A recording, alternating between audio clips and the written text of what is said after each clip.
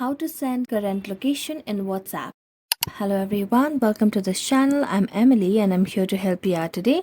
So without any delay, let's get started. Now first of all, go to the Play Store application and make sure that you have the latest version of the WhatsApp application on your device.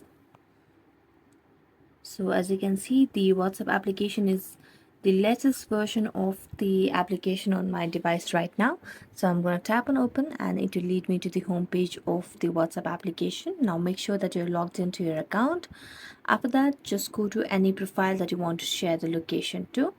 After that, what you have to do is you can see the option of this file attachment over here at the bottom of the screen. Tap on that.